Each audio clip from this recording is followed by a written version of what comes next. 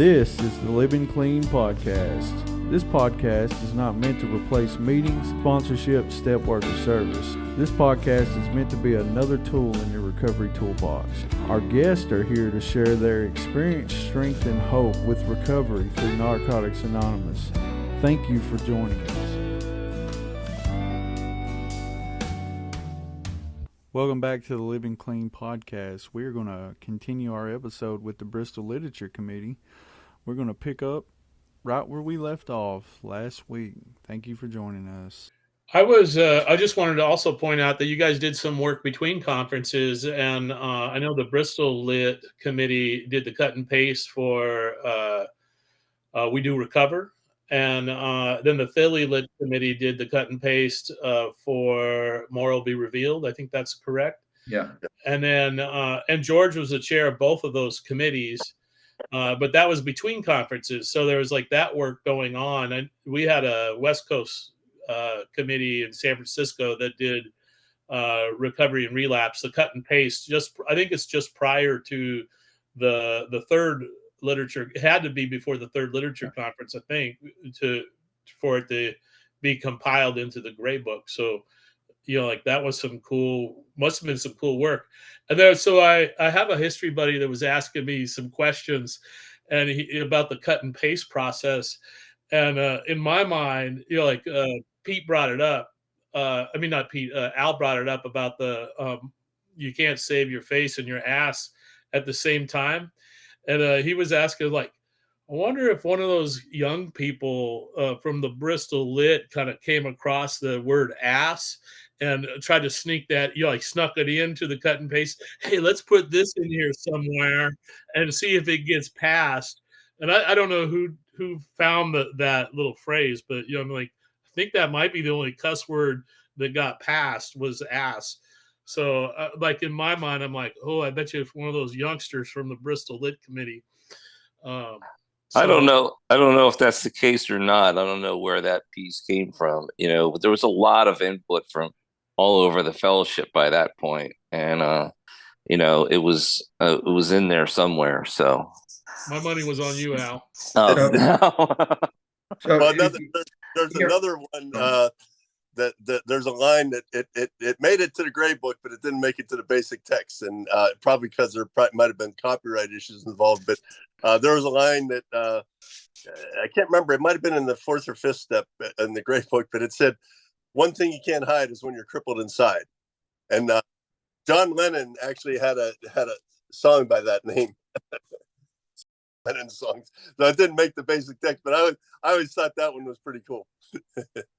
George, did you want to chime in about the earlier conferences a little bit? Or? Yeah, so I wanted to go.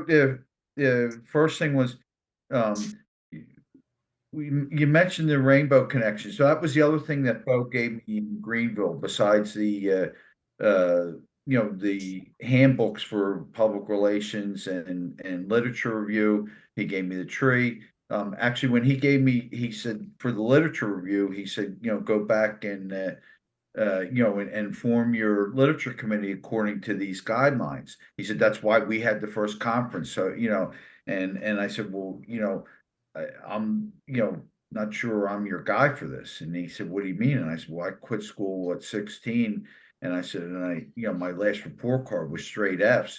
And I said, what was it? English Lit was my worst subject. He kind of does this, and he goes, I don't see anybody else here stepping up. God works in mysterious ways, and so I went back and, suggested, and I wound up being the chair, of the committee.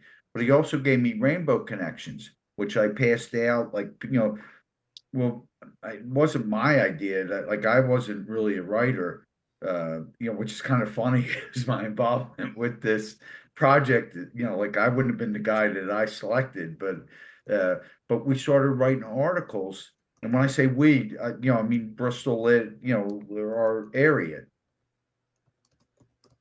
He published one of our stories in one of the editions, and after that, man, every one of us wanted to get published in the Rainbow Connection. So I think we wrote his next year they published monthly. They had enough material for at least a year, just because we were sending. Everybody wanted to have, like, yeah, did you see? Look, they published mine. So I thought that was genius. Let's get to we're working on the steps. We're following the guidelines now for the literature review, and Bo tells me that there's a lit conference coming up in Lincoln, Nebraska, right after the World Convention in Wichita, and he says that we need to go. Like, this is really important stuff, and none of us, like, we didn't have any money. Like, we were. I was learning how to budget my money by putting rent money in an envelope and food money, I was trying to make ends meet, but anyway, yeah. So I sold my washer and dryer because I thought it was important that I get out there, and I got $300 for it. I couldn't afford a plane ticket, so I was able to get a round trip Amtrak ticket to Kansas. It was like a day and a half ride out there. And when I got out there, I had like $70. One of the things that Pete had mentioned, and Al, or maybe it was Al, I think, about, like, where they had somebody cooking food. So when by the time I got to the World Convention, Jim Nichols picked me up in this little Hutchinson, Kansas train station. He bought me steak and eggs for breakfast, after that. And but like I had no money for like the next 11 days out there, and like, don't worry about it. I didn't have a place to stay. Don't worry about it. If you showed up, you would be taken care of. That was, by the local community. Uh, uh, I'm sorry. Yeah. But Al, you fucked me up, man. But anyway, so we got a car ride from Wichita to Lincoln, like, a bunch of guys, and you were just gobbled up by the local fellowship, and like, we were one community. Even though, like, they hadn't met me, they didn't know me, I was from a different state, it didn't matter, I was here. We were all with a common purpose, and we all worked together. And if I was struggling with the place to stay and place to eat, we all were, till we figured it out. And at Lincoln, they passed the basket, like a Seven Tradition style, and then I remember them running to the store, like, to get lunch meat and bread and mayonnaise, and they had a whole spread, and you just went and helped yourself, eat much as you want. But like, they fed us out there, and I had a place to stay. Um, uh, One of the things that I remember being in Wichita before the conference, this is at the World Convention. I'm sitting in the lobby with Bo, Bob Barrett, Greg Pierce, Motorcycle Ed, um, trying to think if Hank was there. I think little Linda was there, and we're all like, and they're discussing how this literature conference is going to go, and how we're going to write the NA book, and the process. And they're asking me like, what do you think? Yeah, I have no idea, but like, like, looking, I'm at the knees of NA giants, okay, and they're asking my opinion, and then I realized, like the importance of this, and like, why am I the only guy from, like, Pennsylvania here? Like, like, and it was like a surreal moment, that, like, I realized that somehow I'm amongst this select group that is working on this. Why is it me? Like, I worked for my dad. I told my dad I was doing God's work, and he would say, "Okay, go." Like, that's why it was me. Like, I was at the right place at the right time. And we talked about the material. There was a couple Foot Lockers. I remember at the second World Lit Conference in Lincoln, where Greg suggested we use a little white book, and we just kind of blow it up and make it bigger. We we did an outline there, and you know, like we'd start with the name of the chapter, and then like a topic, and then subtopics of that topic, and then how about another topic, and so we started filling out this outline. We sorted the material, so we sorted the material not to the outline, but to the chapters that we believe that have been winning, and there was like thousands of papers.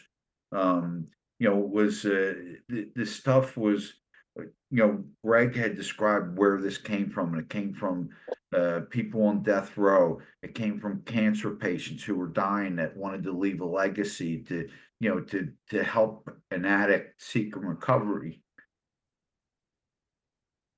And you had to treat it as such. This was like God-given stuff.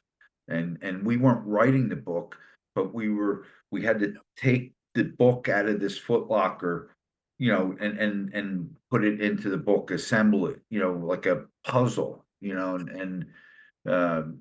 so as you're sitting there reading it, some of this stuff is like, oh my God, like, like I didn't have literature to read, and you want to like kind of put your feet up, lay back and like soak all this stuff in. But that's not what that workshop was. That workshop was this like speed read, and to get the essence of it. And this belongs in chapter 2. Let me speed read the next page. What chapter? And like it was about getting the volume, going through the volume. We had to, so that we could start to work with this.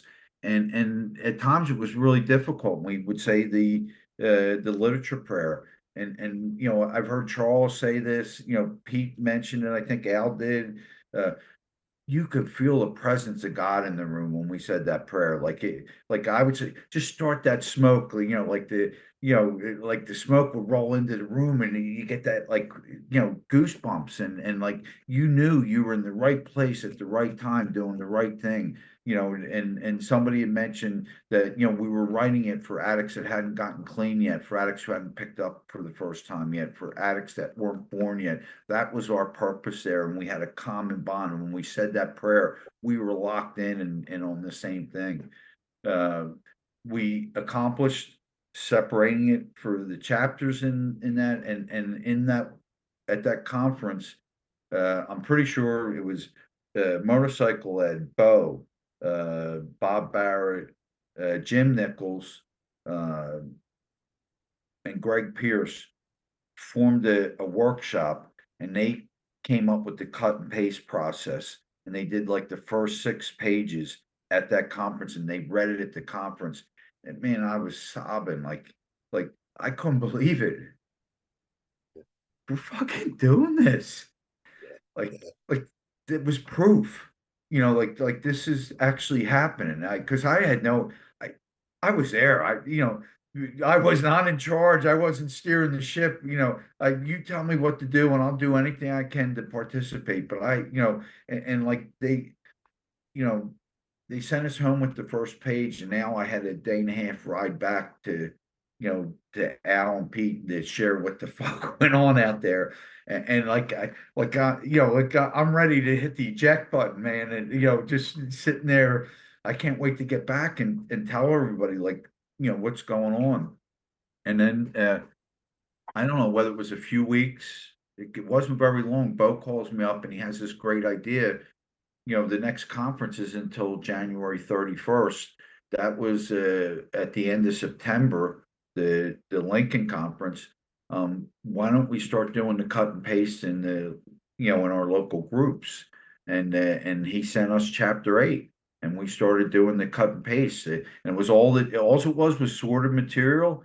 And like, I mean, I wasn't part of that workshop, but like they described it. So we took, as Bristol lit. I took, the whole whatever stack was for chapter 8 and kept going. Everybody got a page. Once everyone got one, everyone got a second page.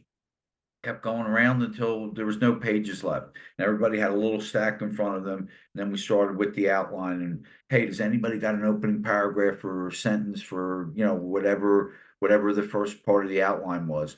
And people, actually, I think before we started, we did the Serenity Prayer. then I think I suggested we look over our materials so we understood what we had like in front of us. And then, then we opened it up with that, and somebody would shout out, they would listen to this, somebody would go, you know what, I think this is better. That one, then that one, cut it out and pay. Like that's how it went. And then sometimes it went really fast. Well, how about this? And we nail a page in like 30 seconds. And sometimes we might be sitting there for a while. It just took on its own natural pace. And when we got to where there was nothing to add, we went to the next part of the outline. And then okay, well, here's the topics. Anybody have an opening paragraph or something? And we just methodically went from one, to like, until there was nothing left, and that's now. I guess I'll do Philly Lit real just to how that got started. Is that okay? I used to go to Friday night meeting in Philly, midnight meeting in Doylestown, and then and then the Saturday morning in Allentown. So that was like my Friday Saturday thing. But I was at the Northeast in Philly, and those guys asked me if we could move Bristol Lit into Philadelphia because it would take them like a couple hours they'd have to take train, bus, subway. Like we were out in the suburbs. To them, it was like the sticks. Where we lived, everybody had a car. Where they lived, nobody had a car. So it was like two different kind of cultures. And and they said, we would like to participate. Can you move it? And I said, well, let me talk to the group. I said, I'm just chairing the meeting, like I'm not in charge. But we'll see. And I went and the answer was no. Like we don't want to be Philly Lit. I don't want to drive into the city. And so like I went back and I said, they knew before I said anything what the answer was, and they said, well, we kind of figured that, but we want you to start a lit committee in Philadelphia. And I said, well, like I got the handbook, I can show you how to do it. And they said, no, we want you to do it.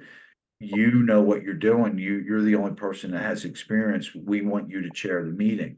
And so the first meeting I chaired there was in somebody's row home, and it was in the living room, and there were so many people in the living room that I couldn't get in there. There were people sitting on the floor, crisscross applesauce, people sitting on the arm of a sofa, like there was you couldn't enter the room. It was so packed. And I started out with okay, this is where Bristol Lit left off on chapter 8, and this is where we're going to pick up. And I look, and all of a sudden I lost the room. Like they were looking at me like, what the?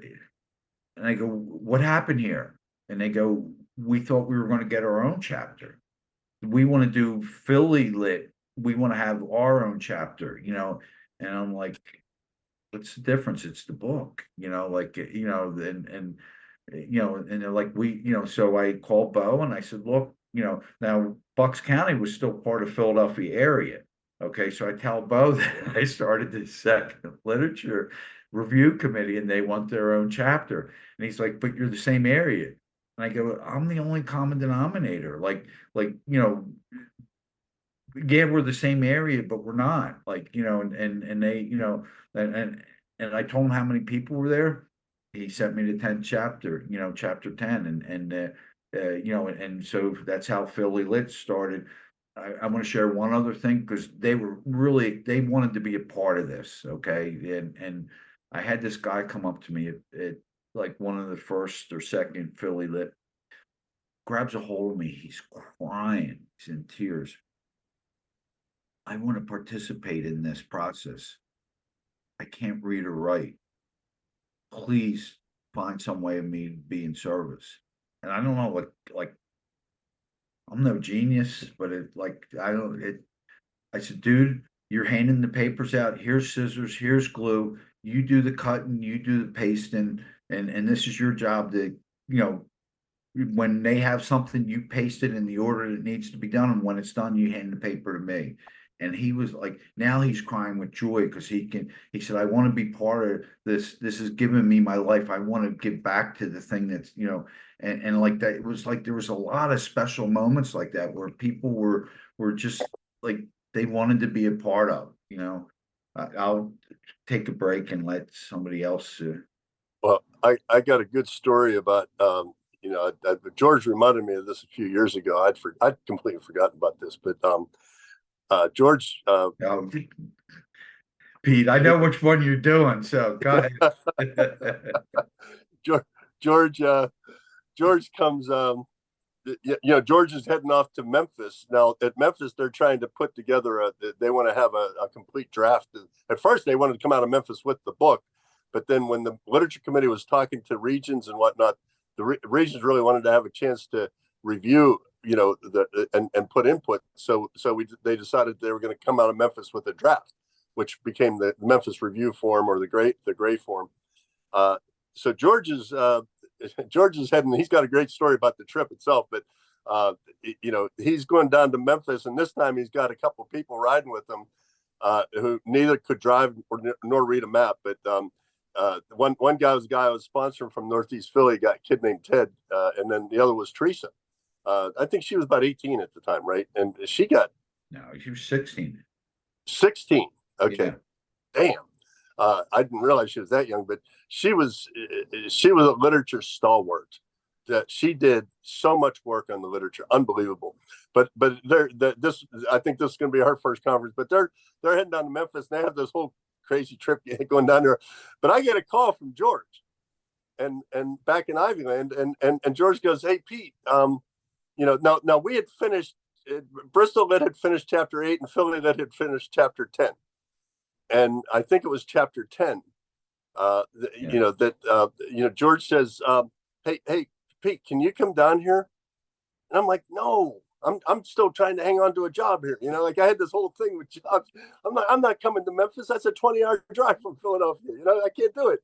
And he said, "Well," he says, and he's very embarrassed. He says, I left chapter 10 on my bedside table. Could you check and see if it's there?" I go and check. I say, "Yeah, it's there." He says, we need to get that here because we got it done, and that'll be one less thing we'll have to do in Memphis, and otherwise we'll have to start over from scratch. And I'm like, okay, I'll get it there. So I tried like UPS and FedEx, and none of them could get it there. It was too late in the day. None of them could get it there by the next day, and I know they wanted it the next day. So I don't remember who had the idea or where it came from, but the next thing I know, I'm driving out to Philadelphia Airport. And I'm looking for a late flight to Memphis, and I found one. And I went up to the gate and back. This was before 9/11 because you could do this kind of thing. I go up to the gate, and there's this kind of nice, trustworthy looking lady in line, to get on the plane. And I approached her, and I've got this package, and I said, could you deliver this to a guy named George in Memphis for me? And she's looking at me like I got two heads, and I said. I'm very serious. Lives depend on this. And she goes, "I'll do it." And I handed it to her. And I remember somebody asked me, "Was that the only copy you guys had?" I'm pretty sure it was, Yeah. But we entrusted chapter 10 to a complete stranger to get, and it got there that night, got to Memphis. So they had it. George had that in hand the next day for the conference. And that's the kind of stuff we did. We just did what you had to do. And, we didn't think outside the box. We lived outside the box. We didn't even know where the box was. We just did what, you just do the next thing. But that story kind of cracks me up a little bit. I like that one. Wow. So let's put a bow tie on this thing. We've kind of set the stage.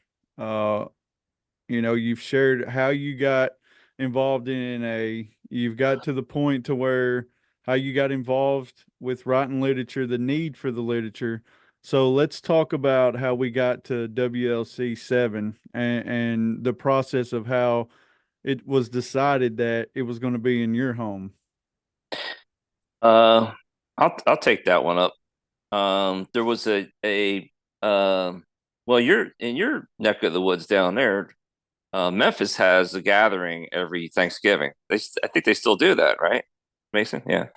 So they had a gathering, and so I think that was just as much a part of the basic text as any other. It never got a number, but so we're in Memphis, breaking bread with the whole Memphis Fellowship, and then we had a meeting, and then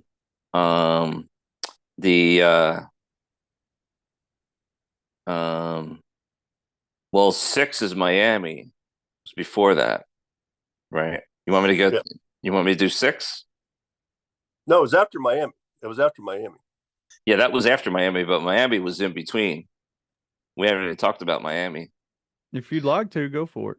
Okay. I don't know how much time we have or whatever. We got, we We're- could do 3 days.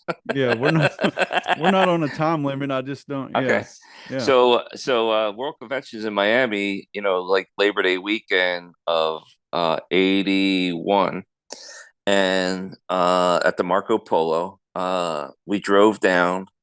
A number of us drove down. Bobby Bonds, first time I ever met Bobby Bonds. He was crazy as a loon. Very good friend of ours. He's not with us anymore, unfortunately. But and so Miami, so the literature conference was right after the World Convention.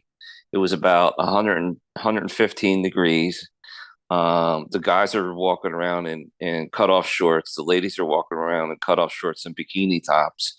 You take a shower. About 15 minutes later, you feel like you need a shower.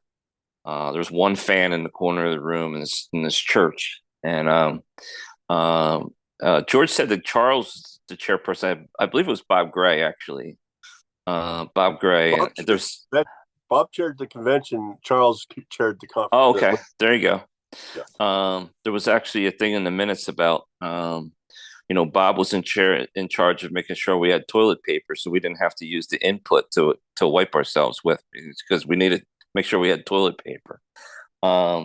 So the basic text was pretty well finished after the Miami conference. We kind of decided that, okay, I think we're pretty happy with this. We're going to try and we're going to wrap it up.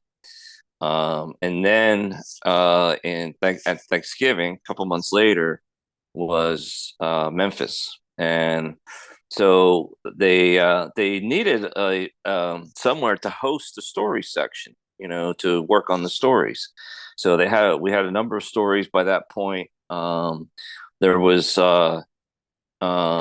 another piece about the style sheet, which George has that piece about him and Kathy working on the style sheet, where we went from sober to clean, sobriety to clean time, that kind of stuff. So we wanted to make sure that we picked a good sampling of stories that covered different uses of drugs, different types of addicts, street heroin addict, little old lady using pills from the doctor, et cetera, somebody smoking weed, that kind of thing. So they put it out to the group, hey, we need somebody to host this thing. And our good little buddy Teresa raises her hand, and she says, "We'll do it at their house," and points to us. And we kind of looked at each other like, all right, I guess, well, yeah, we'll do it. And we had this small farmhouse in Ivyland, Pennsylvania. Is probably about all of maybe 1,100 square feet or something like that. So we agreed that okay, we'll host the story section at the farmhouse in Ivyland, and there's pictures floating around of the farmhouse. You guys, I know Francis has seen them. Mason, you've probably seen them too. So it was a snowy weekend. I remember we had to go to the airport because Linda was coming. She was the WLC secretary. Bo was coming, so we had to get to the airport to pick him up. We had Pete's Toyota Corolla, and the snow was up to the floorboards in the Corolla. Now we're driving down to the airport in this blazing snowstorm to get them. We're all over the road. We pick them up, we bring them back to the house, and we work on the stories. So we worked on selection of stories. Which stories do we want? We worked on editing them slightly for to match the style sheet, because the terms sober and sobriety were still at that point still fairly common. And also we had releases for some of them, but some of them we did not. Yeah. So we needed to make sure that the stories that were selected, we had releases for, and that was a sticking point. So we cranked up the phone. We started making phone calls. We called Japan, we called Germany, we called a number of places in the U.S. to work on getting releases for the stories. And now you have to take into account. I'm working a work-study job. I'm making $60 a week. I'm going to college at this point, right? And I need I need $65 a month to cover my monthly expenses, like rent, electric, phone, food. Let's not forget food. Our phone bill was $800, which in today's dollars is probably about $5,000. We had the equivalent of a $5,000 phone bill. We're like, okay, how are we going to ever pay this? I had to get a couple of more jobs. But you were good at that, so. Yeah. So I worked 3 jobs for about 3 months to pay that phone bill. So I just saw the minutes just recently, and there was definitely the members of the Bristol Lit Committee there. I think some members of the Philly Lit Committee were there. Other people. We solicited. We told everybody like, "Hey, this is what we're doing.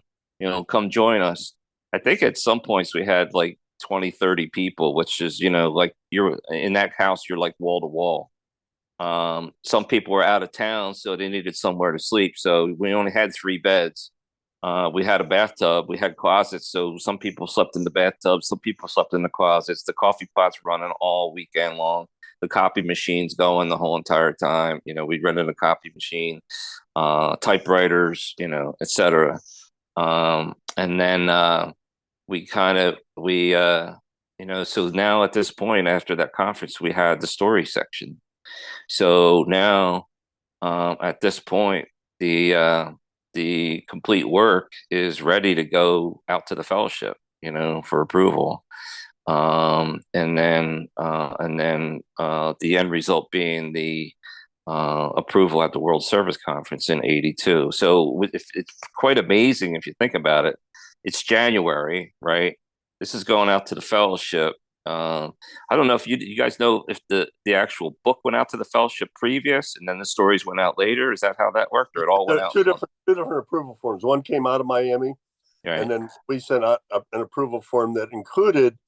That's when we also did a call for NA history, right, in that approval form, and because they asked me to start working on the history. Okay, so now the whole entire basic text is out to the fellowship for approval. You like this? Is this going to be our basic text? Yay, nay, whatever the case may be. And they had an audio recording at the World Convention just recently that was the actual vote at WSC. It would have been cool if it was a video recording, but it's an audio recording. So that was January '82.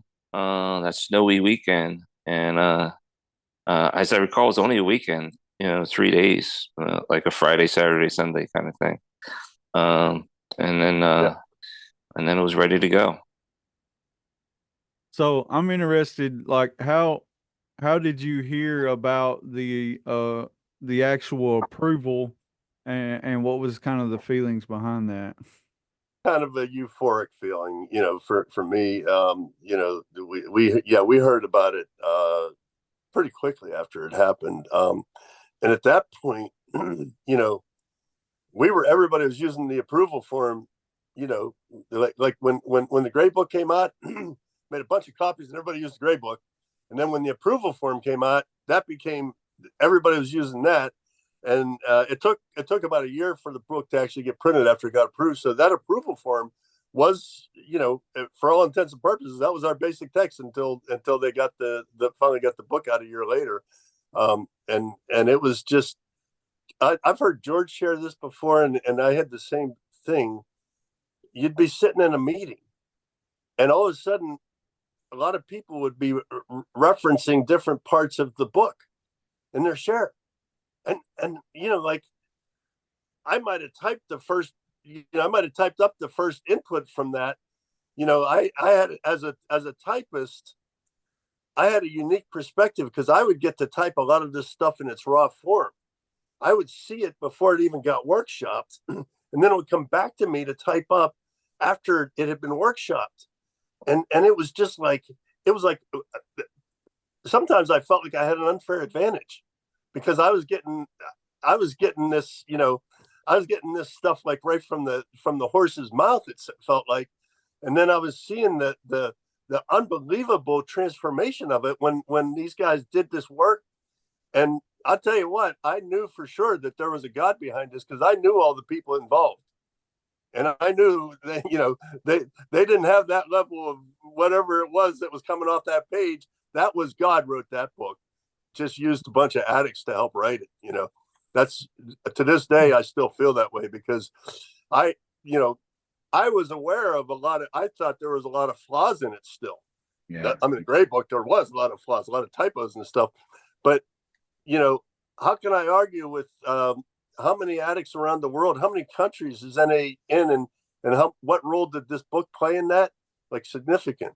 And so there's no question that this was, there was a greater hand just guiding us. And we were just so fortunate to be where we were. For me to, whatever got me to walk into that school, that little school basement, and I know what kept me from walking out of it, and whatever got me to go to that conference in Warren, and I know how I got there. I wouldn't have gone on my own thing. All these things were all gifts, and I got to be there, and to be able to talk about it like 40 some years later. Yeah.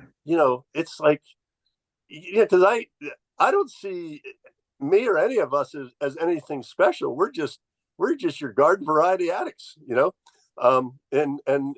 yet we got to be part of something like this. It's like unbelievable. It still blows my mind. I get goosebumps just even talking about it, because we don't sit around thinking about this all the time. It's only when we're doing one of these things that we like, oh my God, was I really part of that? Yeah. It's crazy. It's it's interesting because I heard several of you reference, we were writing this for people yet to come, and I hadn't even been thought of when this process was going on. I'm 33 now.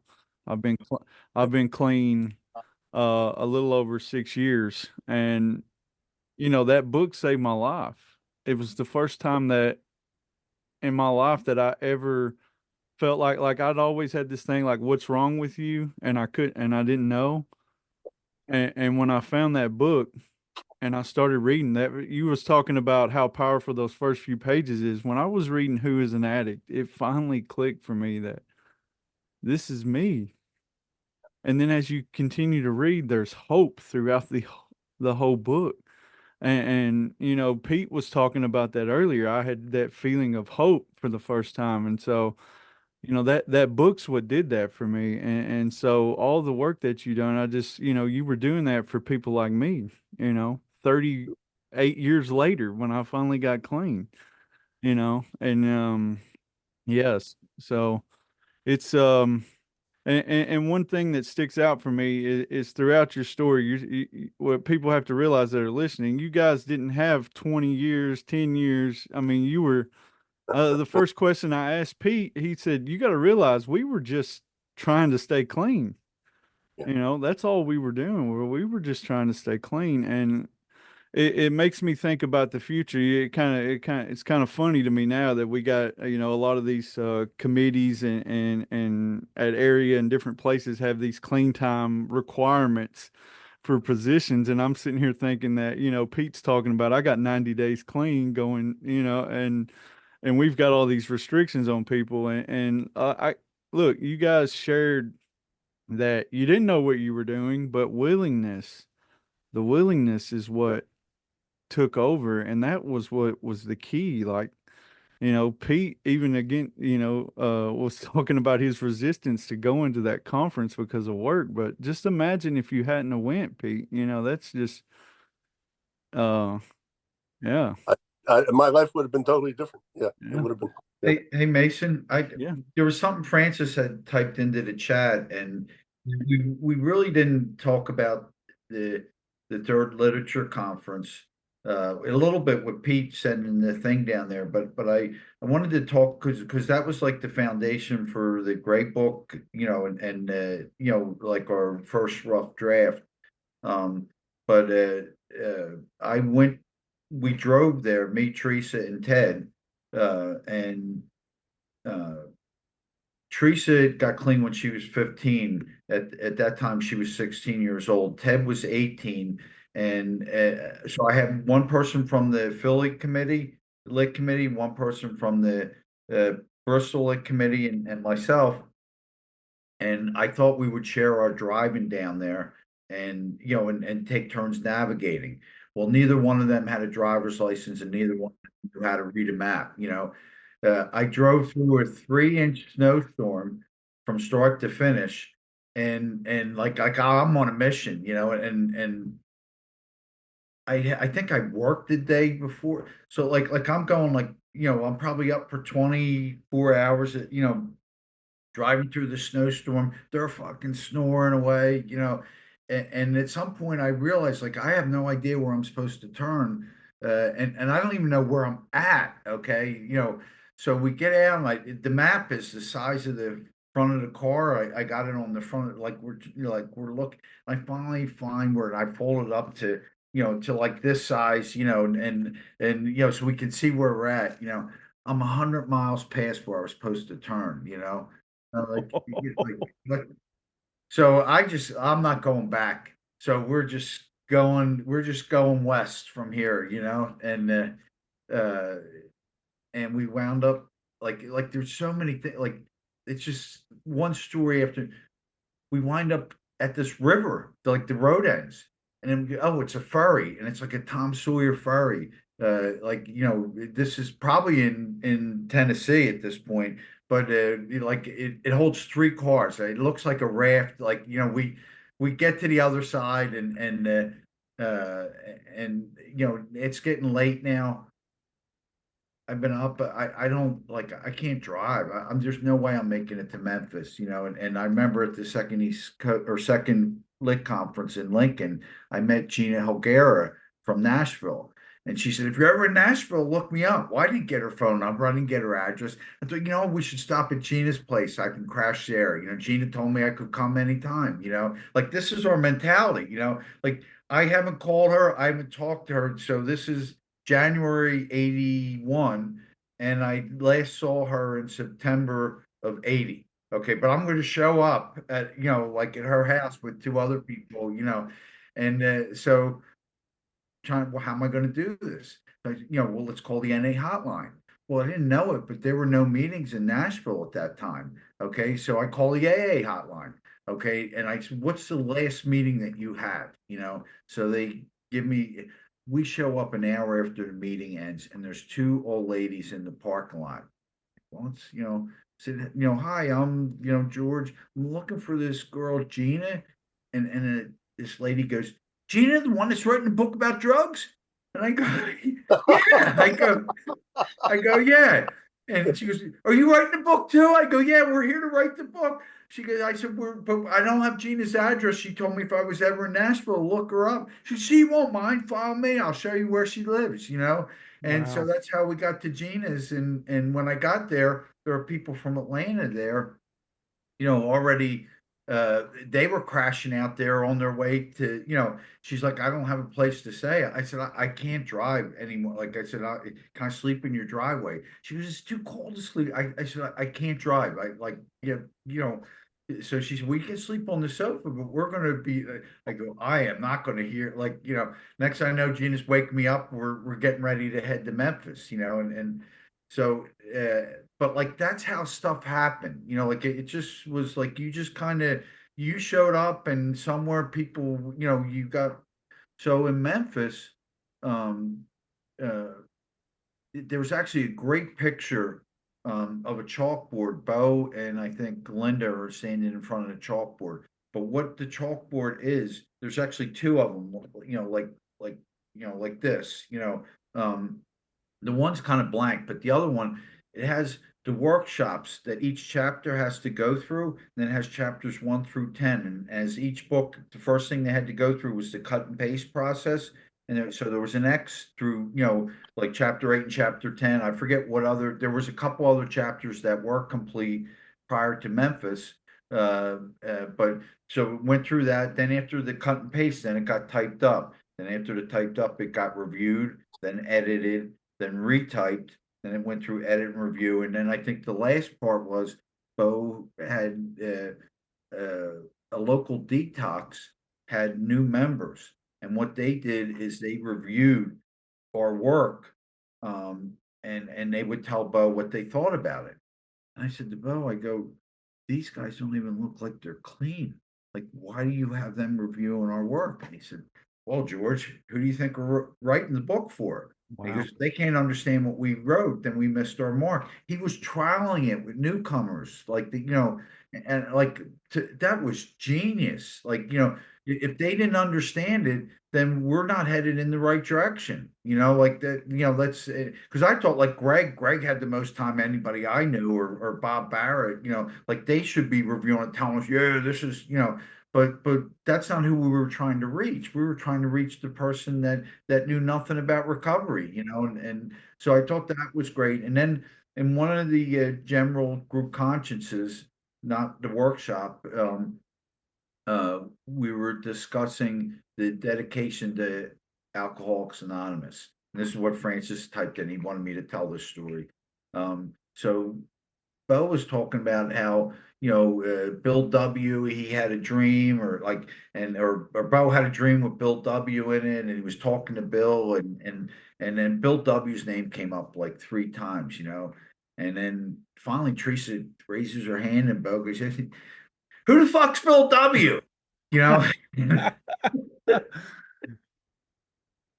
Everybody started laughing. Bo goes, wait. He goes, this is really a significant moment in Narcotics Anonymous. I want you to understand that she doesn't know who Bill W is because she didn't have to go to Alcoholics Anonymous to get clean like so many of us, did. She's an NA baby. And that's why she doesn't know who Bill W is, because we don't talk about Bill W here. She is our future, and that was like a pretty, that I got goosebumps.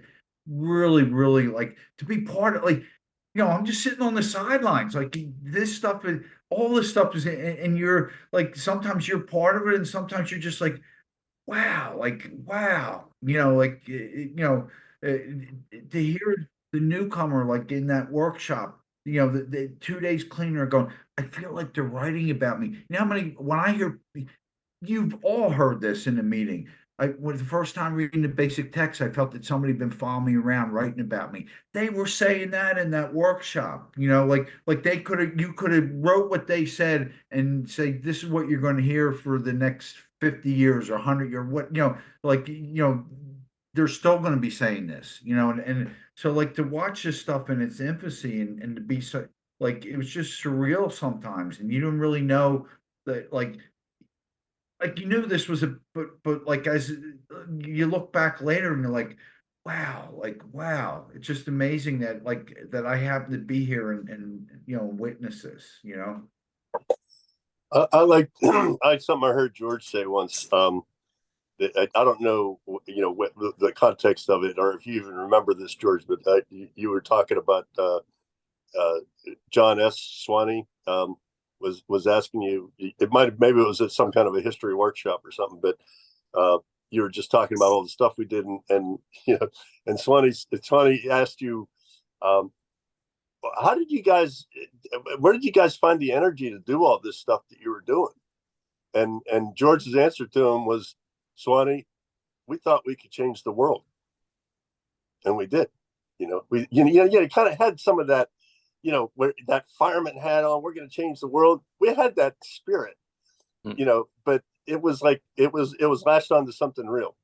Addicts are great for getting, getting on getting that fire hat on and rushing off to save the world and everything. But we just happened to be lucky enough to be part of something that actually did that, and it was just by fate, dumb luck, whatever, that it was us and not somebody else. We know that, the three of us here, we know that it down to the bottom of our toes, that we were just lucky to be where we were when we were. Yeah. And that we had each other to get through it, because these two guys, I'm not even alive without these two guys. I can say that, and it's true. I'm not even alive. I definitely wouldn't be alive. And so I know these guys my life. It's symbiotic, Pete.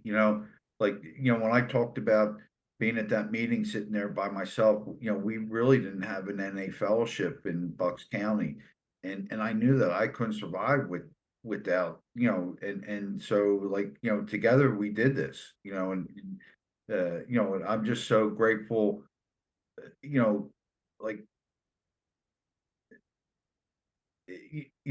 I had no idea how to stay clean. Just knew I couldn't do it by myself, man. And I had guys like you, like showing up, and we did this together. It was like there's so many people that we hadn't mentioned that were all part of like our process of growing, and like everybody had their own.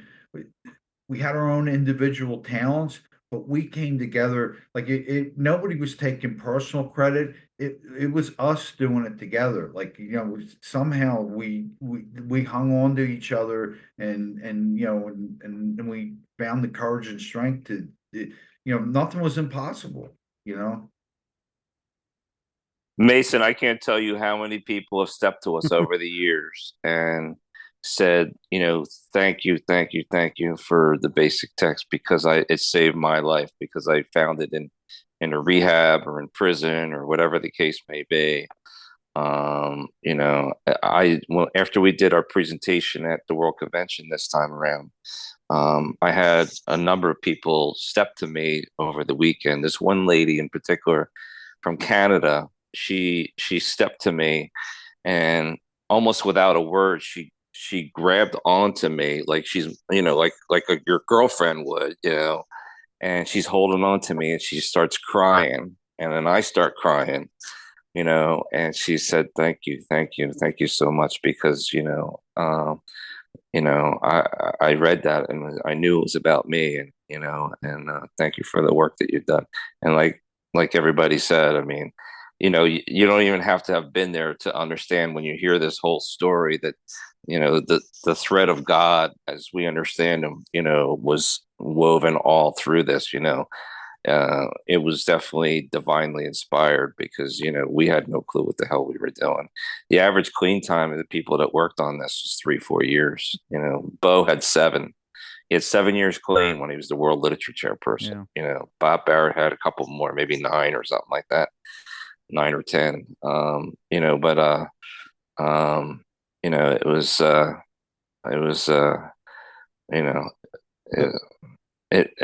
it doesn't even make sense. And I've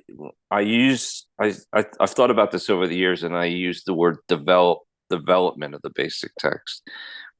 Essentially it was written by all the people that put input in, and all we did, we developed it. We put it, like George said, that we put the puzzle together. It was like a 6,000 piece puzzle, and we kind of put it all together, we developed the puzzle. So yeah. So I told you guys earlier, I just left a sponsorship retreat, but it was interesting. There was a guy down there that was talking about a particular story. I believe it's Atheist Recover Too, and he was talking about being an atheist. And he was like, I don't know who wrote that, but that story saved my life. And I was able to put him in touch with Francis, and he, just the fact that he got a name of the person who wrote that just was, yeah, life changing for him. So it's just continues to this day. This is person that's not been around for a long time, but it just, to this day, it continues to touch people and saving people's lives, man. And we've done a great job, I think, of developing new literature and stuff like that, but the basic text will always be that center stone of our program. And as everybody knows, there's roughly, I don't know the exact numbers, but maybe 1,000 meetings in 82, maybe. We had I got some numbers on that. We had when the Gray form was sent out in what would that have been, George? It's February 27th in 1981. When the Gray form went out, there was a total of 605 registered NA meetings.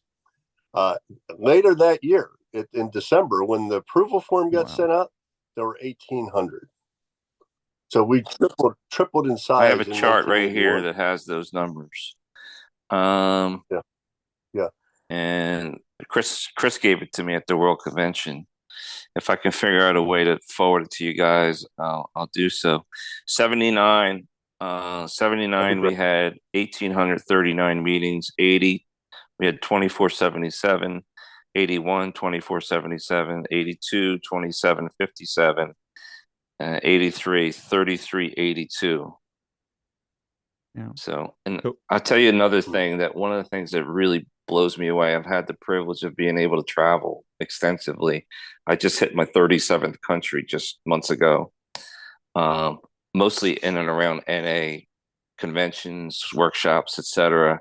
One thing that just completely blows me away when I walk into a meeting in a completely different country, in a completely different language.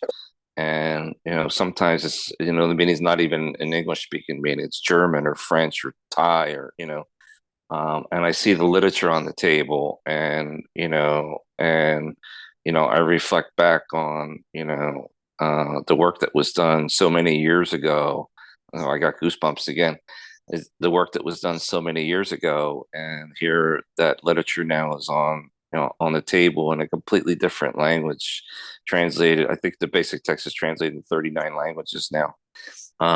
Completely different language, and it's saving the lives of people, all the way across the world.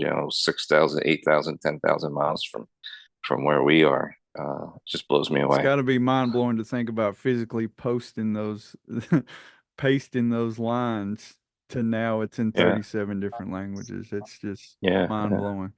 And now we're at roughly over 72,000 meetings worldwide, and and no telling how many online. Mason, one of the things that we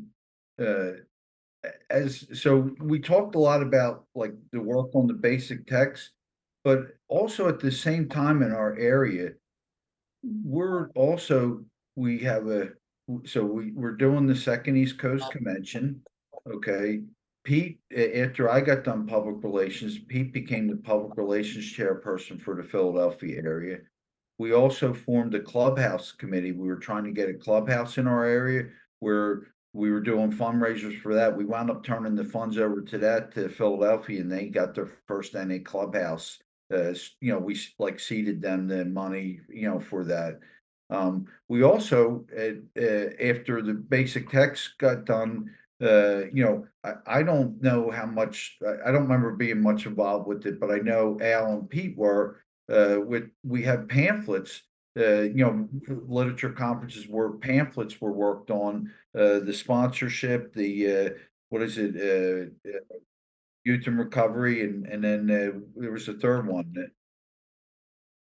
Yes, that's it. Yes, and and and then further our outreach. Al is the regional rep. You were 5 for what, years, 2 7 as years alternate, or 3 as something? RSR. 5 years. And I stayed on World Lit Yes, too. I was on World Lit for 10 years total. And I actually worked on, I was on the ad hoc committee for It Works How and Why. By that point, we had moved to professional writers.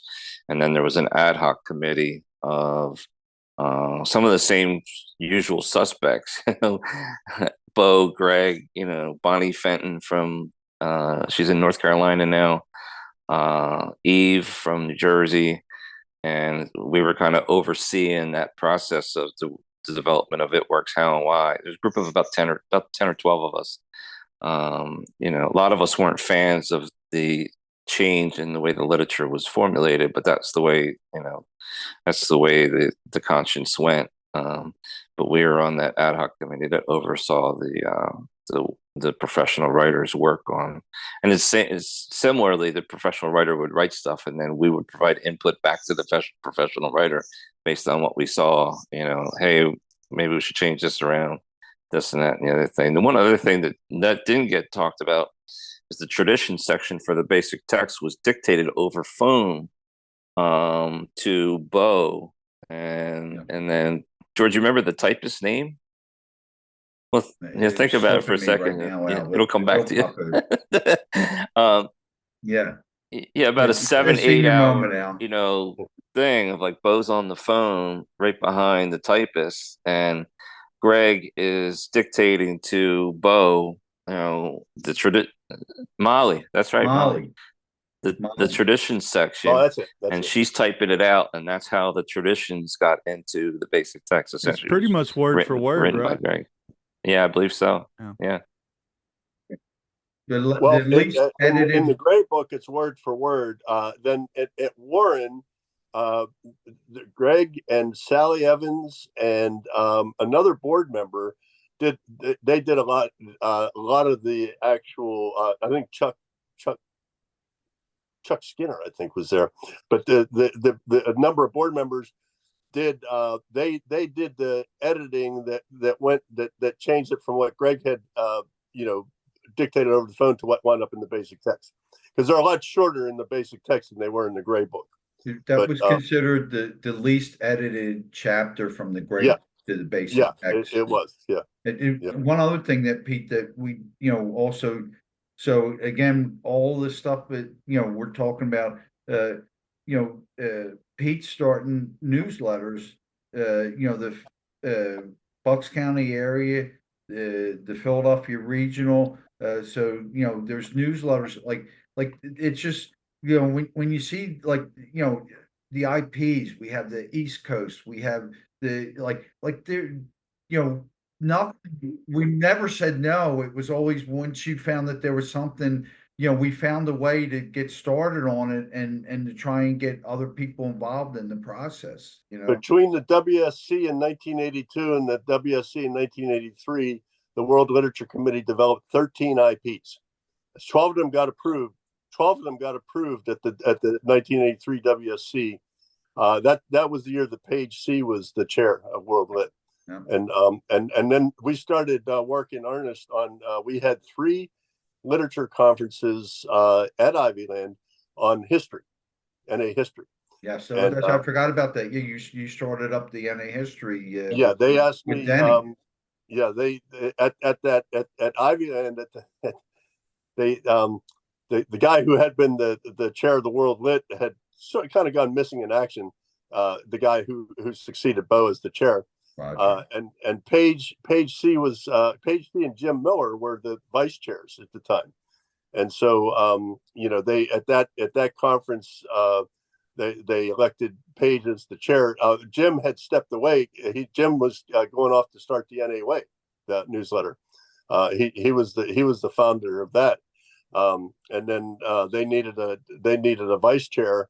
And I don't know how my name got thrown in the ring, but I got thrown in with this guy who would later become one of my sponsors, and he declined. So I became the vice chair of World Lit.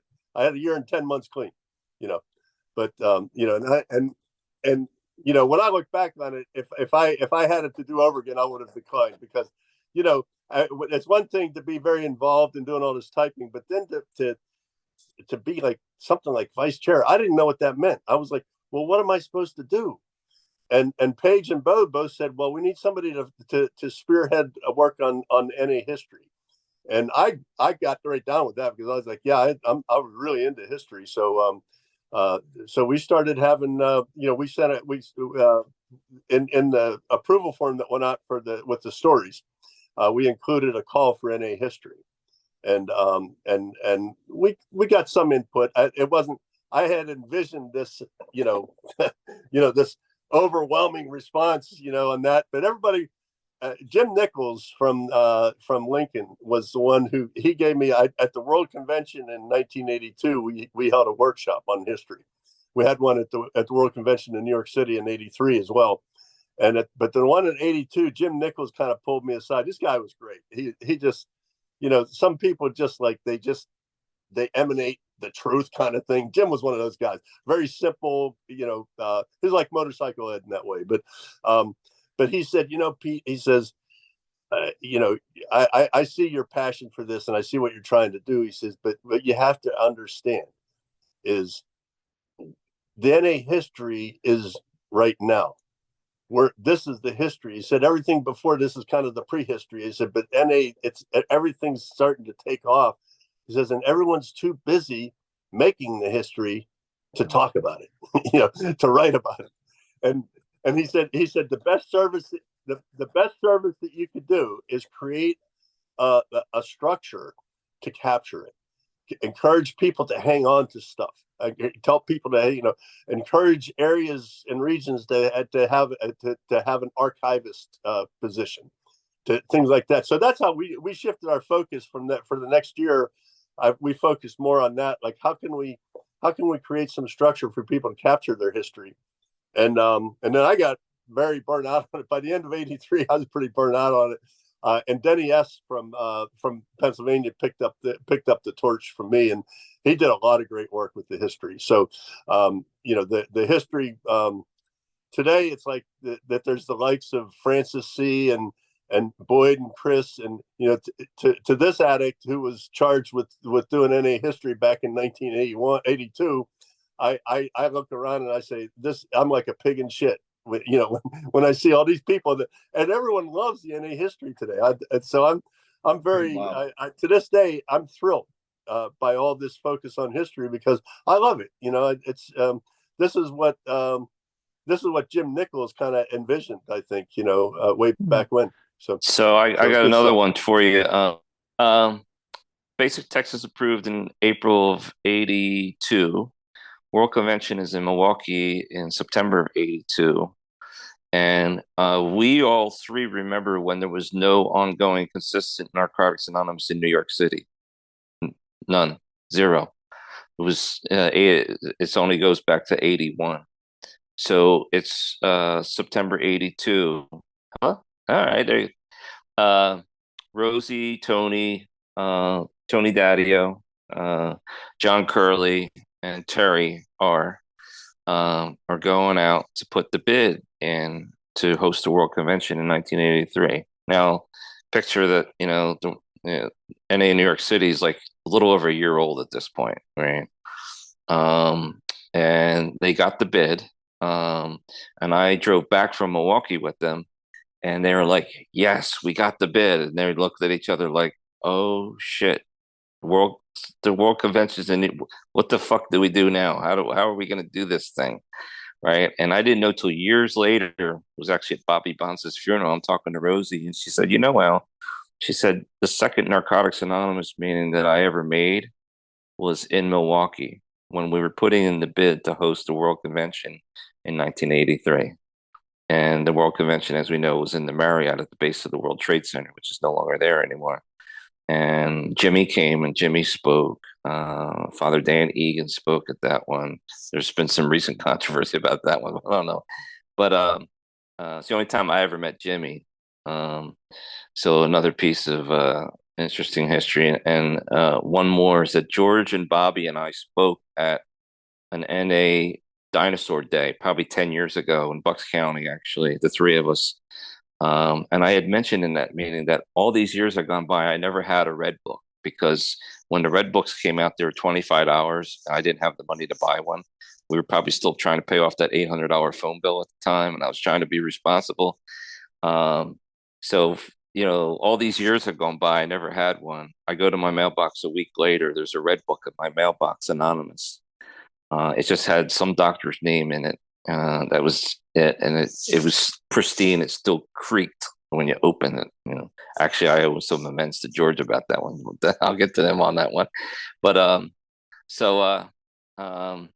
Danny M calls me up and says, Al, where'd you get that book? I said, Danny, you sent it. He said, I didn't send it. I said, Danny, you sent it. I said, I didn't send it. So I start to think, who else was in that meeting that would have probably two of them, and the only person I could come up with was Bobby, who was dying of cancer at the time. He died about 8 or 9 months later. The only person I could think of is that, Bobby had sent it to me. So, yeah, I got one other newsletter related story that's pretty good. We started at the World Convention in Milwaukee in '82. We started a Mid-Atlantic regional newsletter. We held a newsletter workshop. I was asked to host a newsletter workshop there, and me and Billy Z had talked about getting a newsletter going for the Mid-Atlantic region. So we decided we would work on that newsletter in the workshop and get everybody hands-on experience with newsletters. And somebody was there from Pittsburgh, and they left that workshop and started a newsletter called Miracles Happen in Pittsburgh out of that. But so we got this newsletter going, we called it the Freedom Connection, and it was for the region. And it, we just sent it out wherever, we could find, places to send it to. And about 3 months into, we're on about our third issue, I got a letter, we had the address in there to send newsletter input. I got a letter, and it's this guy, Tony. He's an addict. Anthony is an addict in Attica, New York, in prison. And he said, I just wanted to let you know that, I'm here in Attica, and I came across this newsletter. He said, and this is like, can you tell me more about Narcotics Anonymous? And so we sent literature in there, and we just started, and I started having a correspondence with Anthony, and Anthony would send in, we would publish letters that he sent to the newsletter. We'd publish in the newsletter, and I got to know this guy. I felt like I got to know him pretty well. And at the World Convention in 1983 in New York City, at the banquet, this guy comes up behind me and taps me on the shoulder, and I turn around. He says, "Hi, I'm Anthony." I go, "Hi, I'm Pete. Nice to meet you." And he goes, "No, I'm Anthony." And I said, "Anthony from Attica?" And he says, "I'm not from there anymore." And I was like, "Oh my God, he got out." He was supposed to be serving a lot longer, but somehow he got NA going in there, and he got, and they decided that this guy was, I guess he was rehabilitated enough that they let him go. And, and he was at the World Convention, and, that newsletter in particular was really, that was really difficult. Some of the issues, because I've moved around a lot. I moved down to Maryland in the middle of the, early in that year. And it was just, sometimes it was a real pain to put together. And when I saw the look on that man's face and the smile, it just was like, it was worth every effort. I just was like, wow. I had no idea that we could reach into the walls of Attica prison and pull an addict out, and send the message in there. And all we were doing was just doing a newsletter. It's crazy that you say that, Pete, because I've had a Wow. lot of the same interactions about the podcast. I wanted to start something just here locally for people that were local to do. I had never dreamed that we would be in all the countries that we're in now, and have international guests and have people from all over the world reaching out constantly talking about what the podcast means to them. And I was just following an obsession that I had in the shower. It's crazy how it turns into that, and led us here today. I never dreamed that I would be talking to you guys about the history of the basic text and you guys' experience. And we're a little over 2 hours and 40 minutes into this thing. And yeah, I think it just goes to show that, the willingness for you guys to come on here, that spirit is still inside of you. And I struggle sometimes to get guests to commit to 40 minutes, and for you guys to do this, it just means the world to me. We are going to. Mason, I want to, so I went through a period where, I didn't go to meetings when I started raising my kids. But it was for a long period of time. And when I started going back, social media started becoming a thing, and on one of the NA sites or pages, NA groups, somebody said, did you hear so and so died in Oklahoma? And they were like, yeah, did anybody get the NA history from him? He was the original guy, And they said no, like he hadn't gone to meetings for years and he died, and they said, oh, it's such a shame the history died with them. And then because the NA history was starting to become like a pretty big thing, and then like 2 weeks later, there was somebody else in Texas, and they, they asked about it. Same thing. Did anybody go? So yeah, Steve went to talk to him, but he was in hospice and he was all medicated. They don't know if anything he said was true. Like, and so I started, like, I felt bad. Well, I was full of guilt and shame for not, being there for people, the newcomers that were getting clean when but I also thought, like, like, I need to write down what our area was part of so many things that, like, and so I started writing articles, and I wanted to let people know the process of how we got to where we're at. Like, I felt that was important to be a part of that, and so, like, yeah, I'm honored that I was able to be a part of what we were. We were just doing the next right thing, trying to stay clean, and we just happened to be getting clean in a point in recovery where there was all this opportunity that things needed to be done, and we had the time, willingness, desire to stay clean, that we were part of it. And and like, I want to let people know the process, that, like, how the stuff became what it is today. Yeah. Mason, I just want to thank you, brother, because this is quite an undertaking. Was for somebody with 6 years clean, that this dedication that you have to this, and it's pretty well amazing, and it shows the same type of willingness that we displayed so many years ago. And I have a suggestion for you, and one of the suggestions, because I've been thinking about this lately, is maybe on your podcast having the formative people from different countries come on board and talk about the formation of, NA in Nepal or France or Thailand, or, but I just keep... It's interesting you say that, because Francis and I, when I made that connection at the World Convention with Francis, that's where I met him. Over our conversation since the World Convention, that's kind of like our goal is to, once a month, we are going to do a special episode around the history of Narcotics Anonymous. Yeah, so either once a month or every 6 weeks or so. So he's, and y'all, you've met Francis, and he's yeah, when his wheels get turning, like, man, he's throwing so much information at me that I'm struggling to keep up. So that's why I'm kind of I need his help quarterbacking this thing, and he's been great. So I can help you find those people if you want. The formative people in those places. Yeah.